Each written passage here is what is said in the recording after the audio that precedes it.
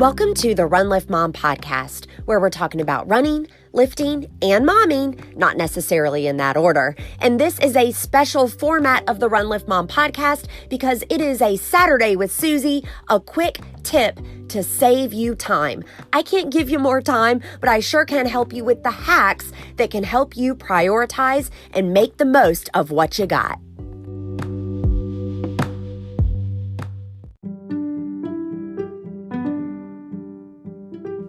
This is a quick tip for any household CEO, aka mom, entrepreneur, direct seller, or podcaster. Find your workflow. Anybody who wears a lot of hats can benefit from putting their process on paper. So I'm talking a workflow checklist, i.e. what you do daily, weekly, or monthly. Benefits? I mean, they're obvious, right? No drop balls. You've got the opportunity to identify, areas for improvement, as well as a clear way to help others behind you on the line. Experts agree that these types of checklists should be considered working documents. They will change and evolve.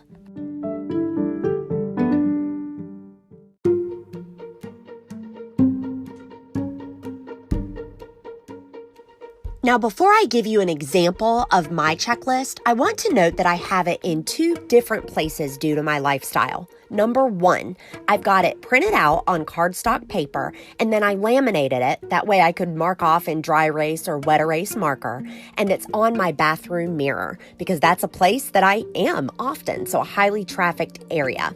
Number two, I've got it in the notes section of my phone. This is if I'm out and about and I've gotten a task accomplished, I can mark it off and then go to my hard copy in the bathroom.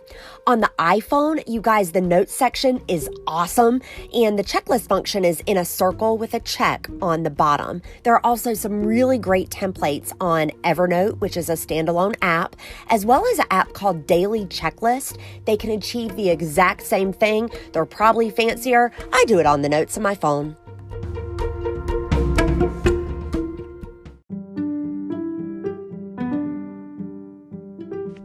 Okay, so now that you know where I have these things and you know the concept of a workflow checklist by day, week, and month, let me tell you what's on my lists. Remember, this is based on my personal goals as a podcaster and direct seller, as well as my bandwidth as a stay-at-home mom of 4 kids under age 6. I've got 4-year-old triplets and a kindergartner.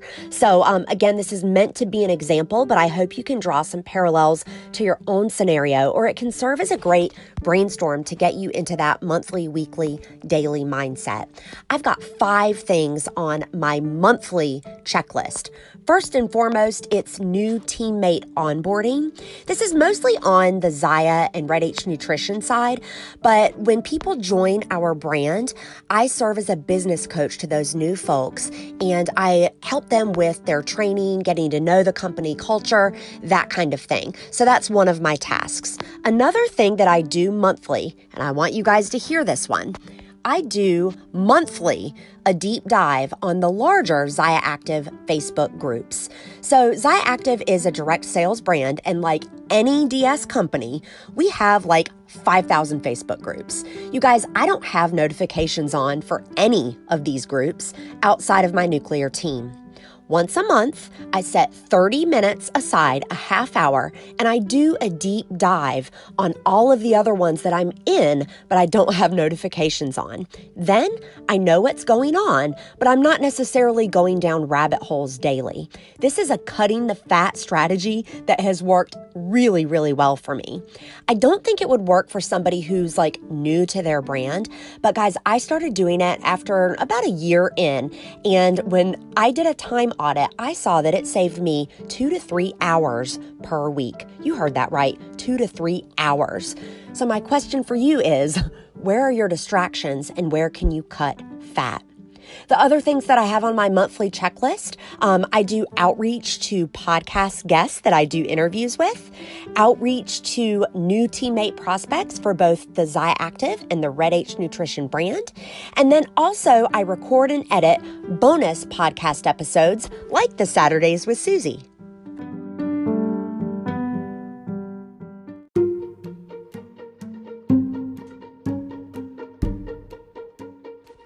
All right, here's my weekly checklist. If you are a listener of this show, you know that I publish a podcast weekly, so that is first on the list. Also, I edit podcasts and I do the marketing to provide for my guests so they can help me market the show and spread the word. I try to be about 3 to 5 weeks ahead. That way, if life happens, it's okay and I can publish every week. And then also every time I publish a podcast, I do a corresponding post on the Run Lift Mom website, and that's runliftmompod.com. Also, on a weekly basis, I share to LinkedIn, Pinterest, as well as TikTok. Those are secondary social channels for me. And then on a weekly basis, I do one-on-ones with my teammates and those folks that I'm directly sponsoring and serving as a business coach for. And then I follow up with not only my customers using that 2-2-2 process, but also with teammate prospects. So people that are trying to decide if Zyactive or Red H Nutrition is a good fit for them. And then also the only place that I do batch work I have on a weekly basis, and that is recording 1 to 3 videos, product hacks, reviews, that kind of thing. If I can't hit this item weekly, I'll just reuse old content. It's really important, and it took me a long time to learn how to record videos in evergreen language. The thing is, you guys, Zyactive, it's a line that changes seasonally. It launches new products, and I know there are a lot of other direct sellers and entrepreneurs that represent brands that do the same. So there's a big difference between like, oh, here's a cleansing balm we just restocked, and oh, here's a cleansing balm, right? You can use that latter video 6 months down the road. Can't use the first. I can't say, hey, we have X number of colors in this copper charge tank and it restocks mid-month. If I say that, that is a standalone video. I cannot use it. Instead, I'm saying we have multiple colors in the copper charge tank, which is a staple item. I hope that makes sense. Remember, on social media, your audience only sees about 4% of what you post. That's right. If you've posted it before, it's okay. They're going to forgive you for that throwback. And if you can't get your batch work in, you're still up to date in providing purposeful and helpful content.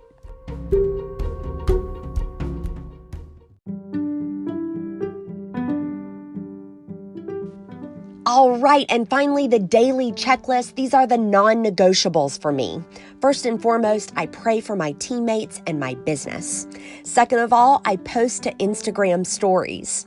Third, I post to my Facebook business page, which serves as a storefront and shows that I'm a good community partner. I check in with my passionate team on the Zyactive side of things. And then for personal development, I listen to a podcast that isn't mine. I do this so I can get ideas for Run Lift Mom, and then oftentimes I'm listening to topics that I can parallel in an area of my business. So it does serve as personal development. I'm both studying podcasts as well as learning tips and tricks for myself from other experts. Daily, I also plan my social content for the next day. You heard me right. I'm only one day out on my Instagram feed, and if I post something on that business page over on Facebook, it is typically in the moment, and the day before would be the earliest time that I would plan for that. It's more fun for me this way. It's a happy place. I know there are people that are all about automation, personal decision. I'm happier this way. And then finally, as a daily item, I do my expenses. As a small business owner, right? Because I have a lot of things within my personal brand that are a small business.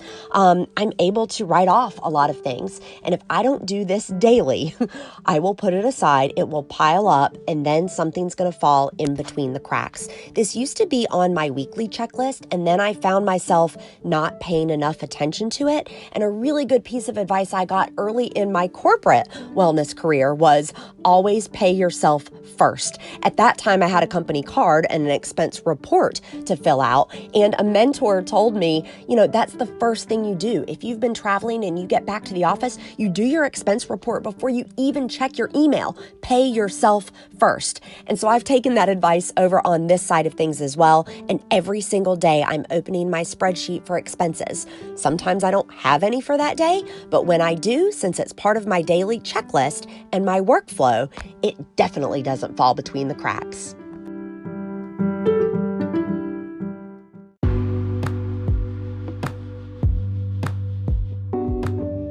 And that's it, guys. This Saturday with Susie tip is to find your workflow. Write it down in checklist form, daily, weekly, monthly, and make sure you know that it is considered a working document.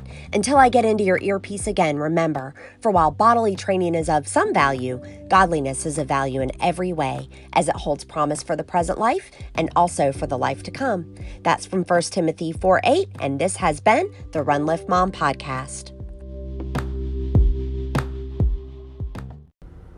Hey, Run Lift Mom listeners, you know I'm the mom of 4 kids under age 5, and therefore I am always looking for ways to work smart, not hard.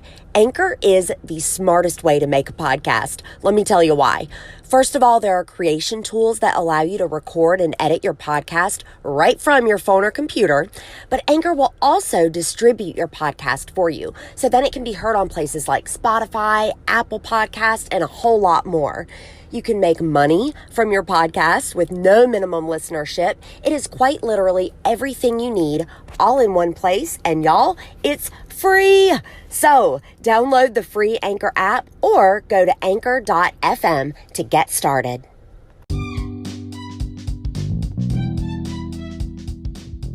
Thank you for listening to the Run Lift Mom podcast. This began as a passion project in February of 2019. I wanted to uplift other women in the areas of running, lifting, and motherhood. Here's what's happened. I've not only personally been uplifted, I have been blessed by the relationships with guests on this show, by the relationships with listeners of this show. Thank you so much for helping me continue this passion project. Here's how you can help even more, and it will take you less than 10 seconds, dear listener. I want you to rate, review, and subscribe. Rate, review, and subscribe. It really, really helps other people find the show, and it keeps my show sponsors happy.